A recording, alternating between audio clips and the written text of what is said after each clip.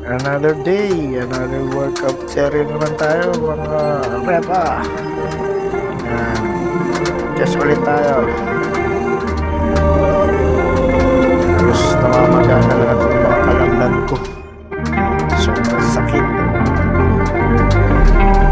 Mga tissue at sakit talaga. Pero tutuloy natin ito. Tutuloy natin yung workout 30 days.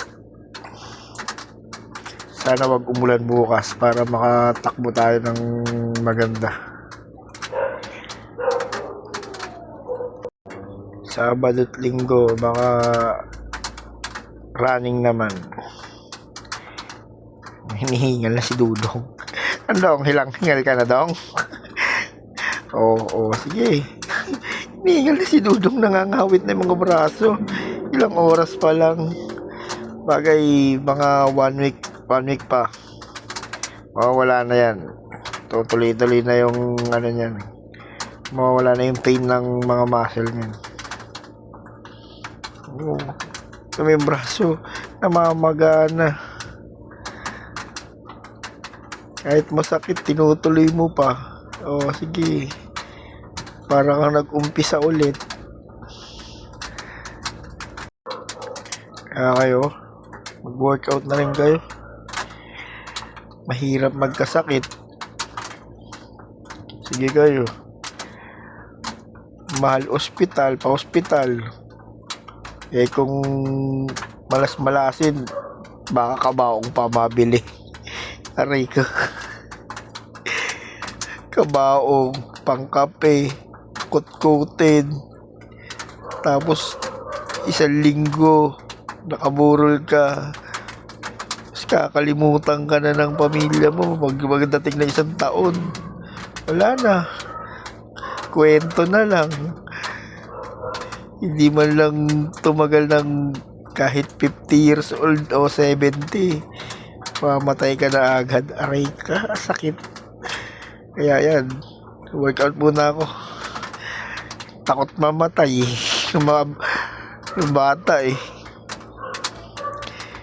dami na akong kumparing nawala Iniwan ako. Sabi namin sabay-sabay kami Iniwan ako. Last ko kasing mag-inom dati. Yun, nauna sila. Alam nyo, kikita-kita rin tayo doon. Salubungin nyo ako Hindi ko nga alam po saan. Langit pa o impyerno. Kahit pagod sa trabaho, tuloy pa rin, di ba? Inom mo ng tubig. Sige, kwento ka muna dyan sa gilid-gilid. Yan, gigil na gigil si Dudong. Idong, kaya mo yan, Dong. Gigil na gigil ka. Yan, nag-ano naman ako, legs ako. Baka magmukha akong nakakatawa tapos maliit yung binte. Aray ko. Parang pato. Parang building na maliit yung pundasyon sa baba. Hindi kaya yung katawan. Mag-legs ka para lumaki yung legs mo. So sakit niyan. Naranasan ko yun. Bumababa ako. Nakakapit ako Kada isa, hirap na hirap akong bumaba sa baitang Pero tutuloy ko pa rin yan. Kahit masakit. Sige, bata. Nakalimutan mo na magsapatos. Nandulas. Yung paa mo pa naman, bata. Walang mantika.